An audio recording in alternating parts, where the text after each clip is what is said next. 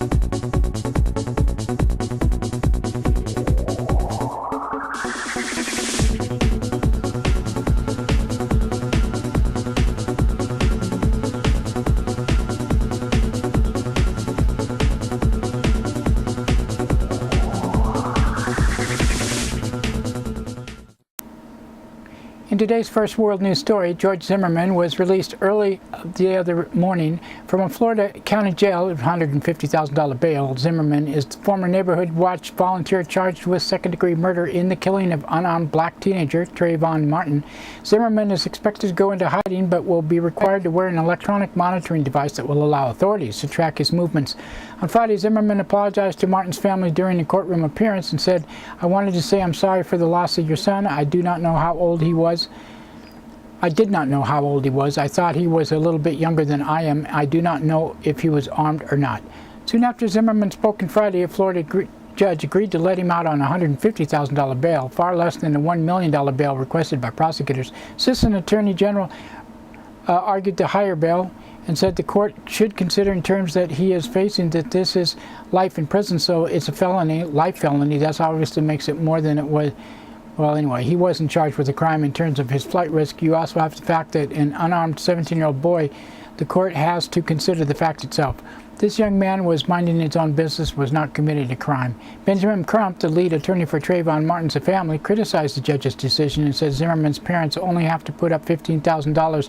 They get to be with their son. That's 10% of $150,000 bond. Sabrina and Tracy Martin would give their lives right now to get Trayvon back. I think that's what we saw in the courtroom today when Tracy Martin continually wept.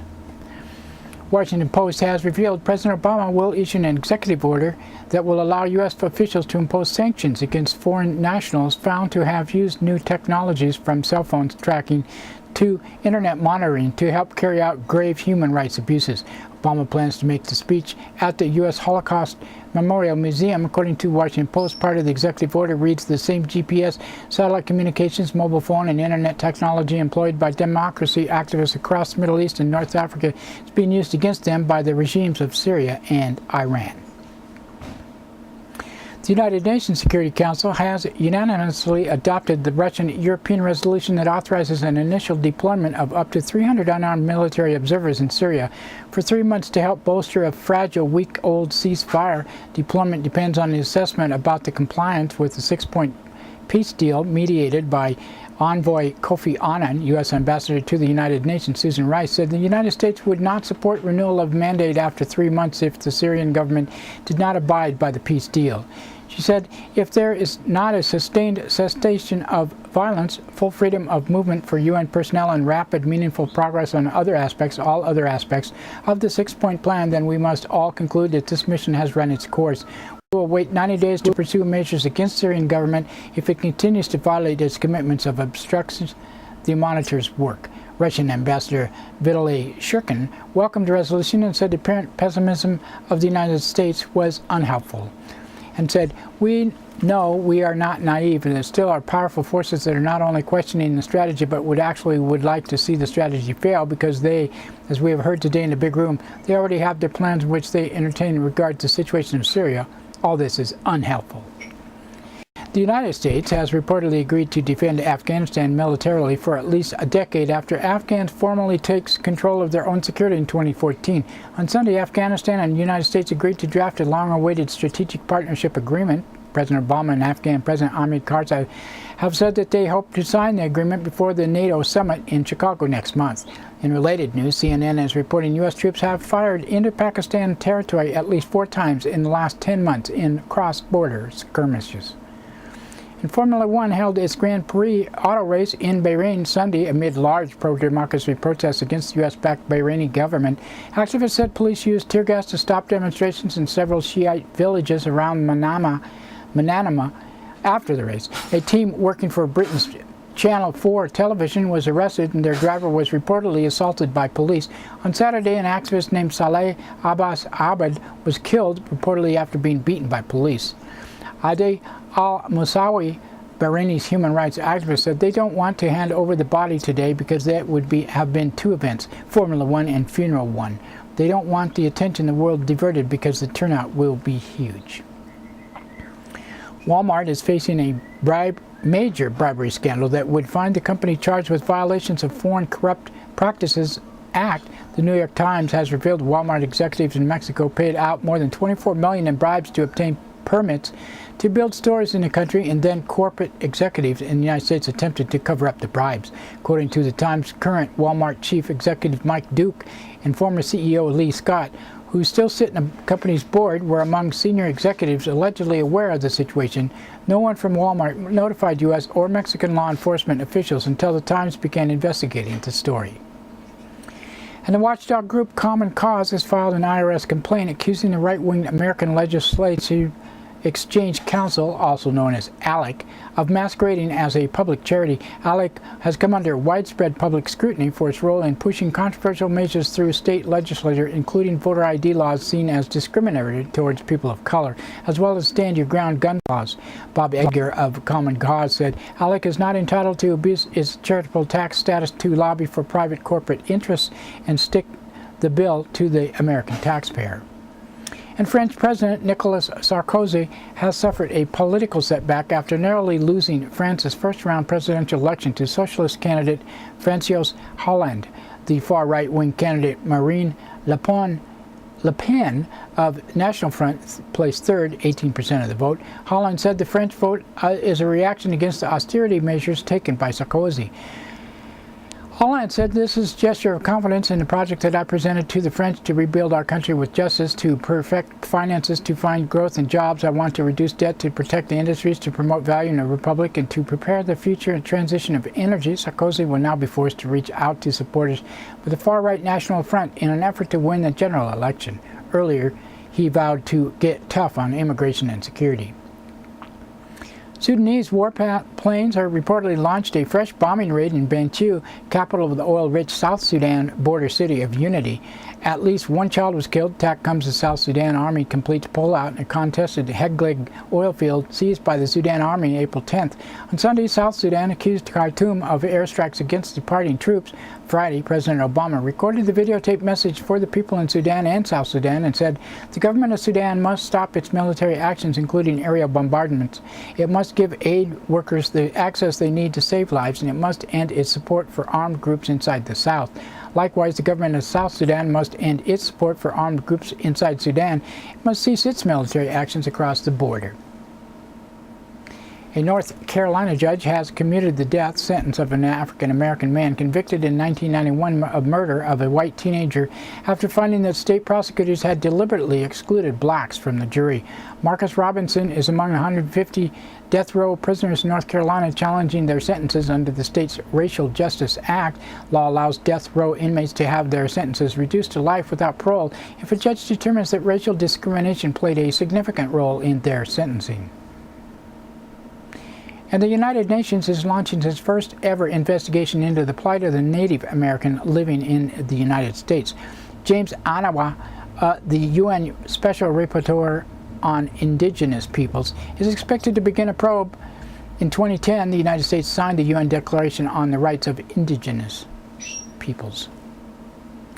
33 activists were arrested Sunday outside Hancock Field Air National Guard Base in New York to protest the use of drones to carry out attacks in countries including Afghanistan, Pakistan, Yemen, and Iraq. Most of the activists were preemptively arrested 2 blocks from the base. And a new study by the group Fairness and Accuracy in Reporting, or FAIR, has found that television network Sunday morning news shows have a distinctive conservative white and male skew.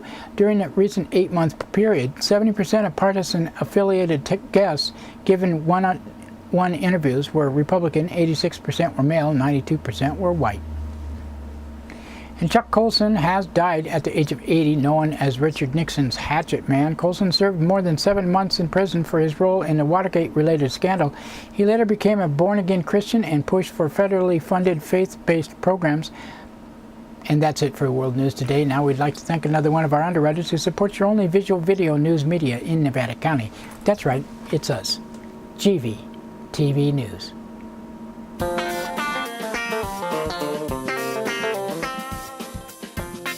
Soundcheck Music Center, the rock and roll connection. We have guitars, amps, drum equipment, sound accessories, lessons, and repairs. We are located at 671 Maltman Drive, Grass Valley.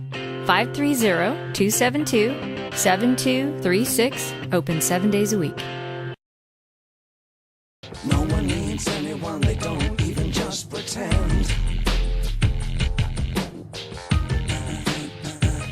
Jonas in America.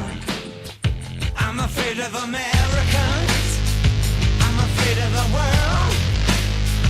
I'm afraid I can't help it. I'm afraid I can't. I'm afraid of Americans. I'm afraid of the world. I'm afraid I can't. That's right, it's time for the police blotter, and pictures in the blotter not from these actual events but used for visual aid only. Grass Valley Police Department on Friday, 1:47 p.m., a caller from 600 block of Sutton Way reported a woman attempted to run over his pregnant wife who was holding a parking spot for him.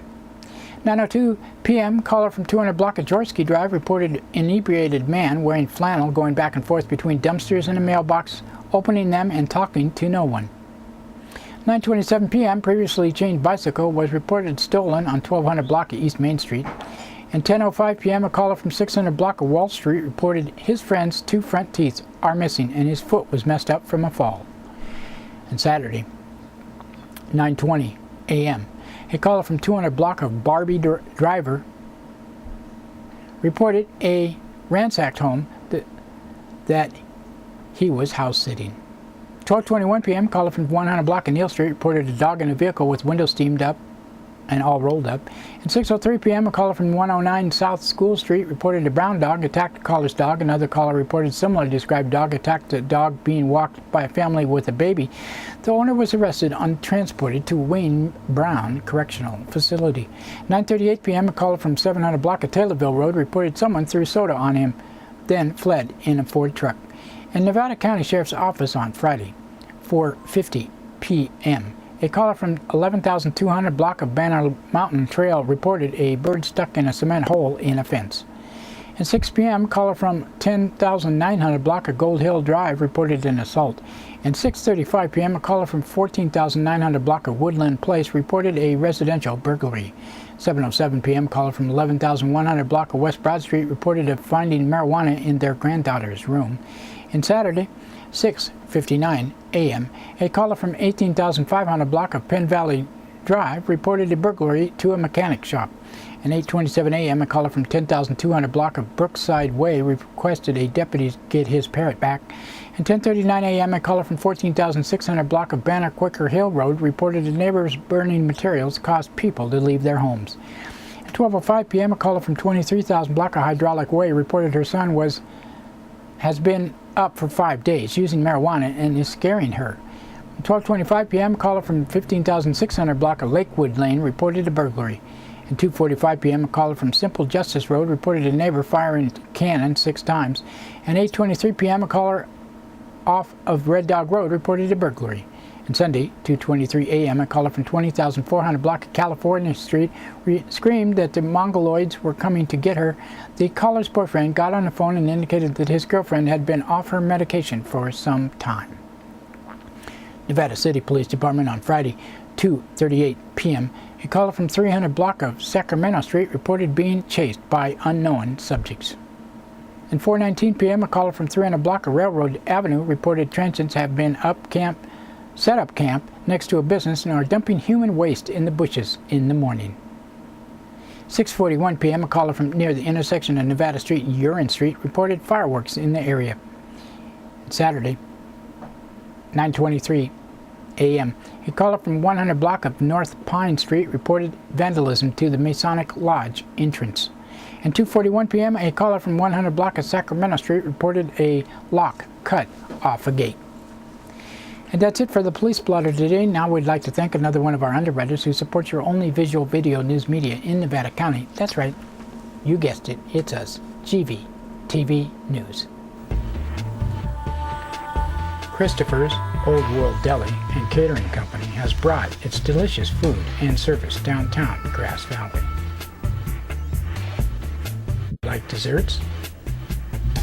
They got 'em. You like international style lunches? They got 'em. Christopher's Deli and Catering for parties, get-togethers, weddings, or whatever. Open 7 days a week.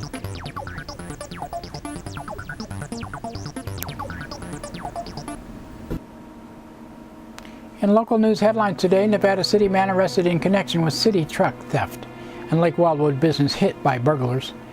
And courthouse project may be reassessed. Tuesday, officials will discuss, expects to focus on renovation options.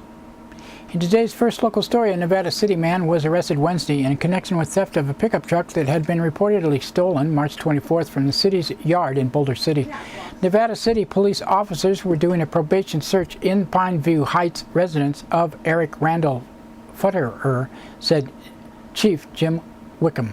We found 1/10 of our truck, he said, adding that one of the officers recognized a rack, a toolbox at the property as having been taken from the missing pickup. Futterer also allegedly had some tools from the city yard, Wickman said, as well as some ammunition and drug paraphernalia. But the whereabouts of the truck itself remains a mystery. Futterer was arrested on suspicion of being in possession of a stolen property, being a felon in possession of ammunition, committing as felony while on bail, and possessing drug paraphernalia. He's being held in county jail in lieu of $11,000 bail. In a story written by Liz Keller of the Union, a number of Lake Wildwood businesses have been victimized by burglars this last week. I've been a wreck, said Etta Bookout, the owner of All the Best Video. I've never had anything like this happen to me before. Burglars broke down the back door of Bookout's video store at 11,000 block of Pleasant Valley Road sometime Wednesday night and stole a safe, a cash drawer, and more than $5,000 worth of mostly PlayStation 3 video games, she said. Oddly enough, they took boxes of licorice, Sour Punch straws, Dots candies, Bookout said. Candy was spewed all up the driveway. Bookout said the cash drawer that had been emptied and there was less than $100 in the safe, which was found with its door pried off in a creek Thursday by a homeowner off Long Valley Road. Distraught business owner said she spent the night Thursday in the store, adding, I was afraid they would come back. Bookout said the community's response to her loss has been overwhelming. I've had two 10-year-old old boys come in and offer to loan me their games so I wouldn't lose any rental money, she said. It brought me to tears. Burglars took a crowbar at the back door of Tuscany Gardens restaurant just off the road and made off with a small generator, as well as approximately $30 in change. They also attempted to burglarize an ATM machine in the same block, causing significant damage to several safes in the ATM room, Nevada County Sheriff Keith Royal said. It was not clear if anything was taken. The burglaries remain under investigation. Anyone with information is urged to call the Sheriff's Office 265-1471. That's 265-1471.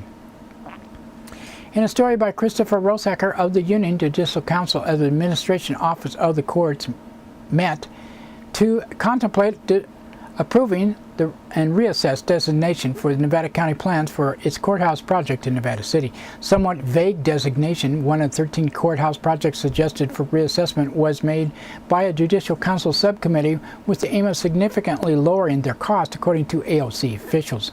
The subcommittee is chartered by Associated Justice Jeffrey Johnson of the Second Appellate District Court of Appeals, who told the Union any reassessment of Nevada County's courthouse will focus on renovation of existing buildings instead of new construction. We're going to take another hard look at the project with part focus on the renovation options, Johnson said. That's our primary focus right now. Nevada City has lobbied for the courthouse to remain downtown on Church Street, the site of the current courthouse, since the project's inception 2 years ago. Other options called for courthouse to be relocated away from downtown, such as near the Root Center on Maidu Lane, where the county's administration offices are housed. Though all 13 proposed courthouse projects have combined estimate budgets of $1.1 billion prior to an reassessment reductions, Johnson would not say what the overall target for savings would be. We're just trying to get savings and make the project as cost-effective as possible, Johnson added. In the current fiscal year, the legislatures used $750 million in court construction funds to address the state's overall budget shortfall. This included loans from court construction funds totaling $440 million and a one-time redirection of court construction funds to the general fund. Already, 2 courthouses in Alpine and Sierra counties were axed in December, which is expected to save $50 million. Johnson also would not say what renovation options are on the table for discussion in Nevada County. A lot of that is going to depend on factors like the degree of cooperation from each project around the state, Johnson added. Whatever renovations are arrived upon will be determined by courtroom usage, projected needs in the number of judges in a facility, current resources available to the community, and many other factors. If the designations are adopted by the Judicial Council, the AOC will collaborate with the affected courts, notes a staff report on the issue for Tuesday's meeting. We can't reassess without having communication, Johnson said. They will be involved. Once a reassessment is completed for a project, the AOC will present the findings to the Courthouse Cost Reduction Subcommittee to seek their direction on the next steps for the project. Noting the complexity of factors in each reassessment, the amount of time needed to evaluate and complete a reassessment will vary, the Judicial Council report points out. The historic Nevada County Courthouse should be renovated, restored, and rehabilitated so that it can continue to be the seat of the Superior Court of Nevada County, as it has been for 150 years, wrote Nevada City resident John Givens in a statement submitted for the public comment portion of the meeting. On an issue as critical as the courthouse is to Nevada City, the Court Facilities Working Group and the Judicial Council as a whole need to hear firsthand that keeping our courthouse downtown is vital in Nevada City's future, said Councilman Robert Bergman of his plan to attend the meeting. They also need to know that the city, the county, and the court and the community are together on this. Going to the meeting on the 24th, which was yesterday, should show the Judicial Council just how important the issue is for us. 13 reassessments suggest come along with 24 reduced costs now projection design proposals. Subcommittee also recommends that the director of the ALC's Office of Court Construction and Management, Lee Willoughby, will delegate authority to make technical adjustments to facility design standards subject to work group oversight. The Judicial Council will consider these recommendations at its meeting and Ronald M. George State Office Complex is where that's happening in San Francisco. We'll keep you posted. That's it for local news today. Now we'd like to thank the Union Amy Goodman, Reuters, Associated Press, and others for the sourcing of our news, and you for watching. You can watch this broadcast on Comcast Cable, NCTV Channel 11 in Nevada County, 8 a.m., 3 p.m., 7:30 p.m., Monday through Friday, Southern Link 16 in Truckee and Alta Sierra. We also are streamed on the internet at NCTV's Digital Media Center website at nevadacountytv.org and GVTV.org. And don't forget Grass Valley Television that plays 24/7 on the net at grassvalleytelevision.com. We post to Facebook, YouTube, Blip.tv, and many other sites. Have RSS feed and video podcast on iTunes. Just search under video podcast for GVTV News. Content is controlled by the producer of this newscast, me. Grass Valley Television is not necessarily the opinion of NCTV's Digital Media Center. And yes, Sharina Canuck will be on again tomorrow. And Grass Valley Television also videotapes local events around Nevada County. And if you want more information, 362-8889 or Grass Valley Television, grassvalleytelevision@gmail.com. That's it for today.